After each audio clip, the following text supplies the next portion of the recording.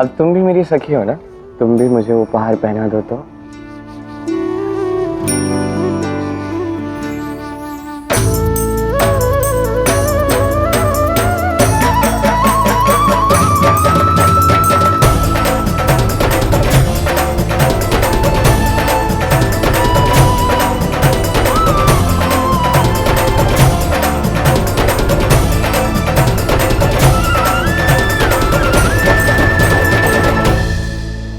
अब मैं शीघ्र ही ये उपहार राजकुमार वासु को लौटा देती हूँ, अन्यथा यदि मैंने स्वीकार किया तो पता नहीं क्या क्या समझेंगे।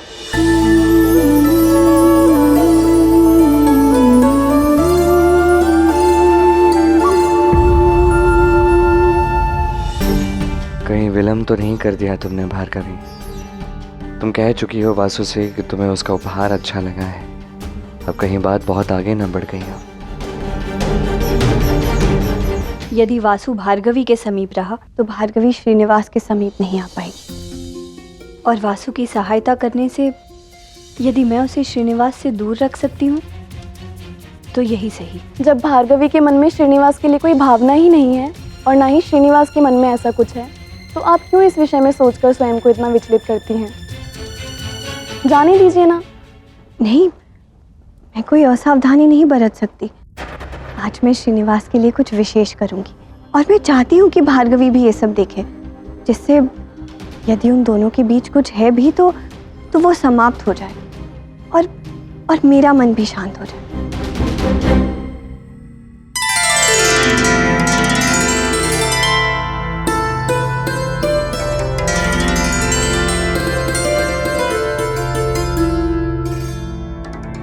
पहली बार राजमहल आ रही हूँ,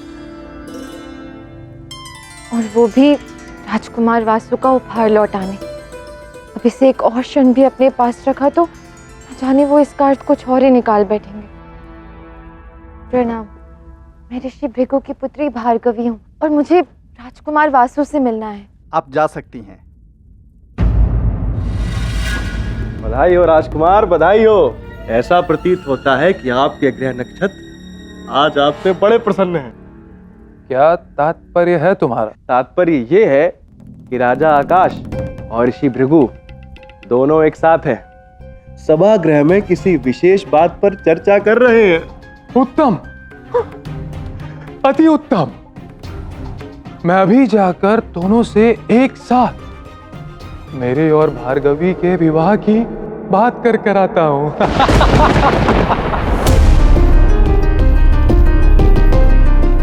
सुनिए, राजकुमार वासु कहाँ मिलेंगे? अभी कुछ क्षण पूर्व ही राजसभा के लिए निकल गए हैं। और ये सभा स्थल किधर है? आगे जाकर बाएं। धन्यवाद।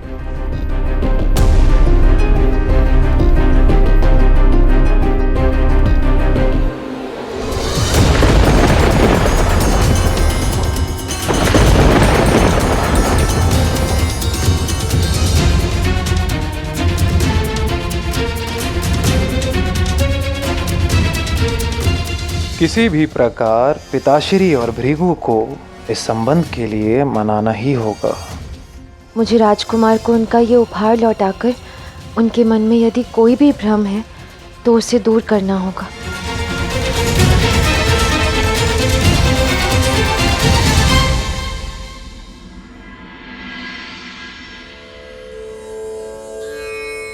मंदिर में सारे प्रबंध हो गए हैं ना? जी राजकुमारी, जैसा आपने कहा था सारे प्रबंध वैसे ही हो गए हैं। अति उत्तम। अब किंतु फिर भी ना, तुम एक बार मंदिर जाकर सब कुछ देख लो। मैं नहीं चाहती कि आज कोई छोटी से छोटी चूक भी हो। जी राजकुमारी।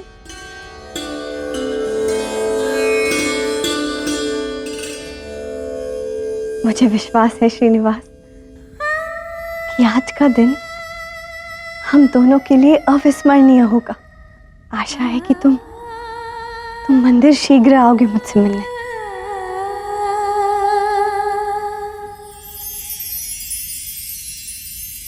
तुम्हारा ये दिया उपहार मेरे लिए कितना अनमोल है तुम्हें ज्ञात नहीं है भार्गवी।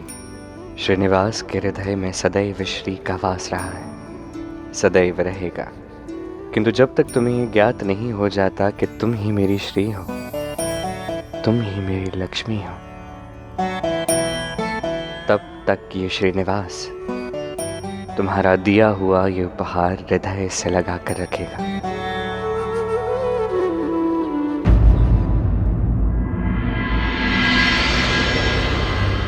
इतने बड़े महल में कहाँ खो गई मैं? यहाँ तो कोई द्वारपाल भी नहीं है। किससे पूछूं राजसभा कहाँ है?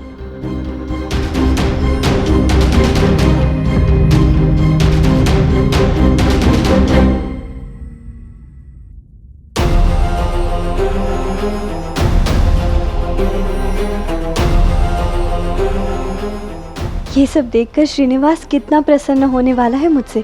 भार्गवी यहाँ होती तो देखती कि मैंने श्रीनिवास के लिए क्या क्या तैयारियां की हैं। ये देखकर उसके मन में कुछ भी श्रीनिवास के लिए होता तो वो भी मिट जाता।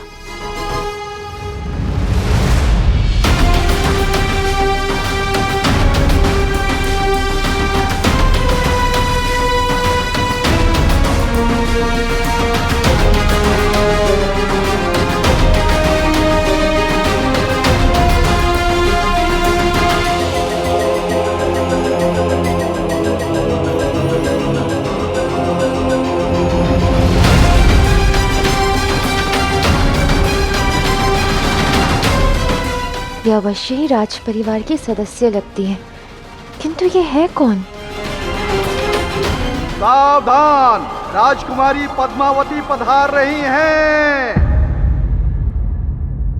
ये तो राजकुमारी पद्मावती थी। कितने वर्षों से मैं राजकुमारी से मिलना चाहती थी। आज ईश्वर ने अवसर दे ही दिया। मुझे जाकर अभिनंदन करना चाहिए।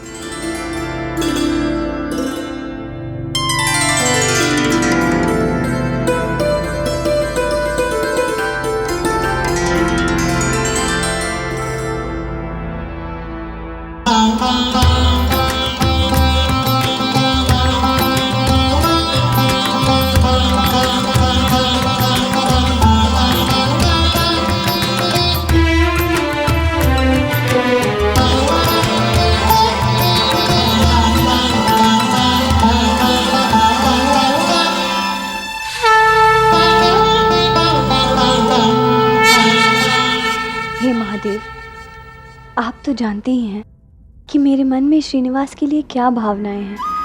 आशा करती हूँ कि जैसा मैंने सोचा है सब कुछ वैसा ही हो, सब कुशल हो, सब मंगल हो।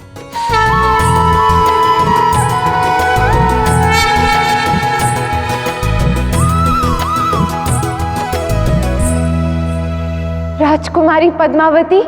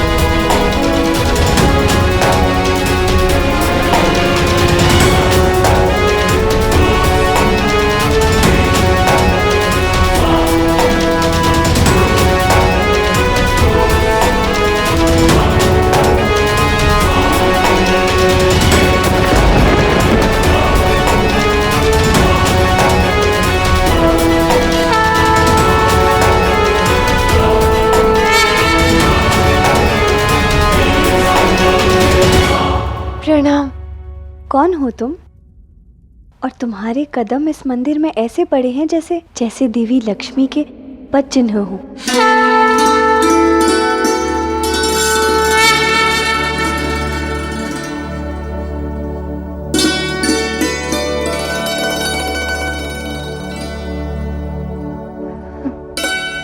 आप तो स्वयं एक देवी हैं।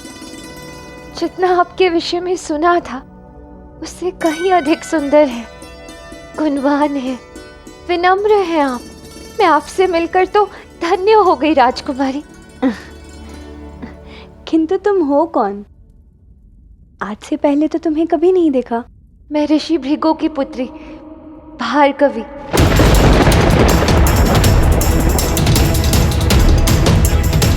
श्रीनिवास ऋषि भृगु के घर जाता है नृत्य सिखाने।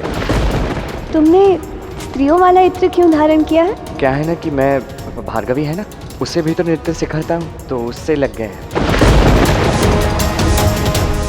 महादेव ने मेरी सुन ली। मैं चाहती थी भार्गवी यहाँ पर आए और वो स्वयं प्रकट हो गई। धन्यवाद महादेव। बहुत अच्छा लगा तुमसे मिलकर। तुम पहली बार यहाँ महल में आई हो, है ना? किंतु किस कारण से? तो मैं राजकुमार वासु से मिलने आई थी। ये उपहार, ये भी वासु ने ही तुम्हें दिया होगा। हाँ, ये राजकुमार वासु ने ही दिया है, किंतु घबराओ मत। तुम्हारे और वासु के बीच जो कुछ भी है वो तुम्हारा निजी चयन है, और मेरा तो यही मानना है कि दो लोगों के बीच कभी किसी तीसरे व्यक्ति को नहीं आना चाहिए। तुम जाओ, जाकर वासु से मिलाओ, किंतु हाँ, एक बार जाने से पूर्व मुझे अवश्य मिलती हुई जाना। मैं यही नटराज मंदिर में ही हूँ। प्रणाम।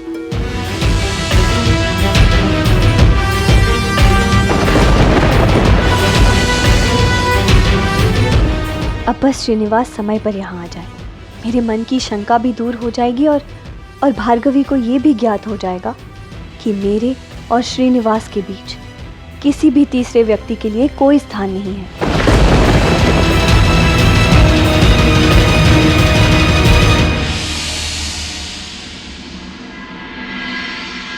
क्षमा राजकुमार, किंतु महाराज का यह आदेश है कि महर्षि और उनके बीच की इस चर्चा में किसी तीसरे को भीतर प्रवेश न करने दिया जाए।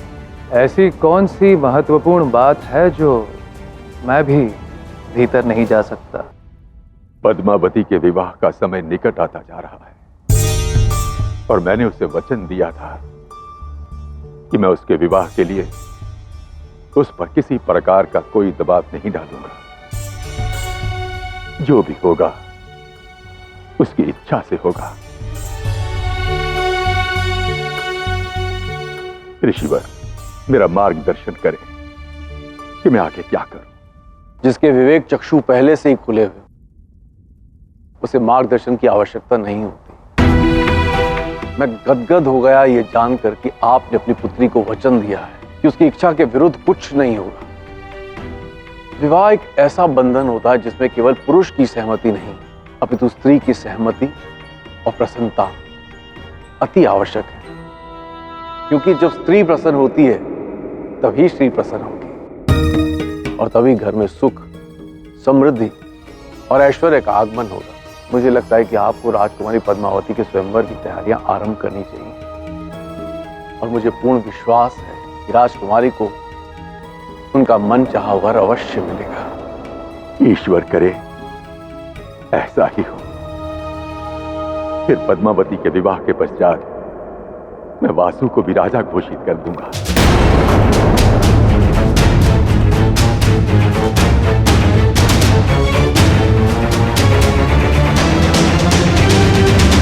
बाला ने उचित कहा था, मेरे ग्रह नक्षत्र सत्य में मेरी पक्ष में है। पद्मावती का विवाह करवा के मुझे राजा बनाने का विचार कर रहे हैं। अति उत्तम। अरे, तुम मानते क्यों नहीं हो? मैं ऋषि भृगु की पुत्री हूँ और बिना राजकुमार वासु से मिलना अति आवश्यक है। कृपा कर मुझे जाने दो, मुझे बहुत अच्छे से जानते हैं।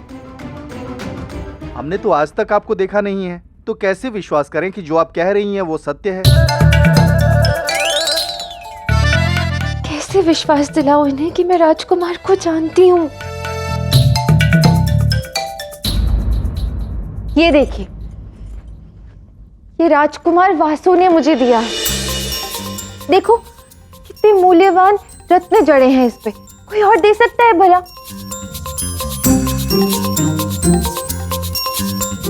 हे प्रभु, इससे पहले बात हाथ से निकले राजकुमार वासु से मेरी बात करने का अवसर दे दो। प्रणाम पिताश्री। प्रणाम राजपुरोहित। कुमार वासु, तुम यहाँ? कहो क्या बात है? मैं आप दोनों से एक महत्वपूर्ण बात करने आ रहा था, किंतु आप दोनों किसी आवश्यक कार्य में व्यस्त थे, तो सोचा यहीं आप दोनों की प्रतीक्षा कर लूं। महत्वपूर्ण बात? वो भी हम दोनों से? कहो क्या बात? बात ये पिताश्री,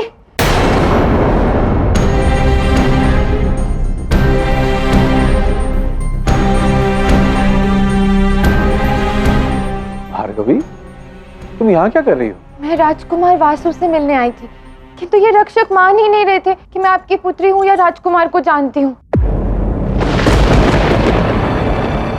तुम्हारा इतना दुस्साहस। कोई बात नहीं, कोई बात नहीं कुमार, ये तो केवल अपना कार्य कर रहे थे और यहाँ तुम्हें कोई जानता भी तो नहीं ना पुत्री। महाराज, ये मेरी पुत्री है भार्गवी। भार्गवी?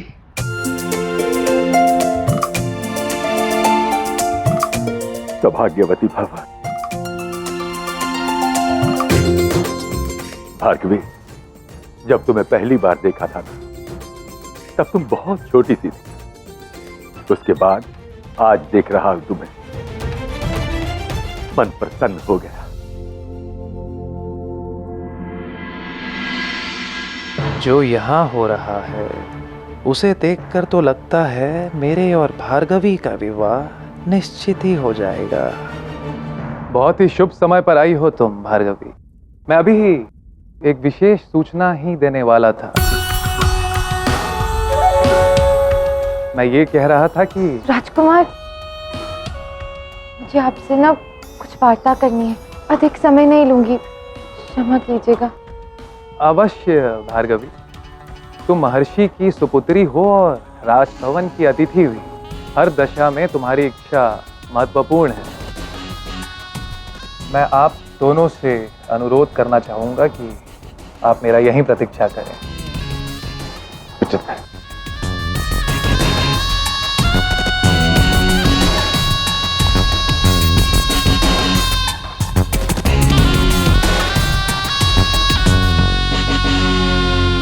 मैं अत्यंत प्रसन्न हूँ जो आज तुम महल में मुझसे मिलने आई। वो बात ये है कि मैं आपको आपका उपहार लौटाने आई थी।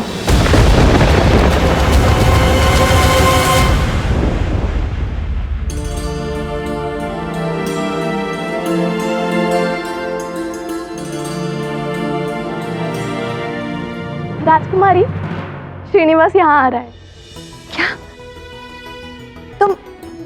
तुम सब शीघ्र ही सज हो जाओ, मैं श्रीनिवास को लेकर आती हूँ।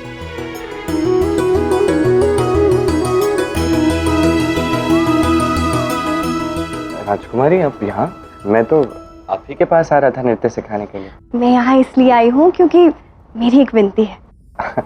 क्या विनती है आपकी? मैं चाहती हूँ कि तुम अपने नेत्र बंद करो। मैं स्वयं तुम्हें मंदिर के भीतर लेकर जाऊंगी। किंतु मैं... इतनी सी विनती भी नहीं मानोगे? ठीक है।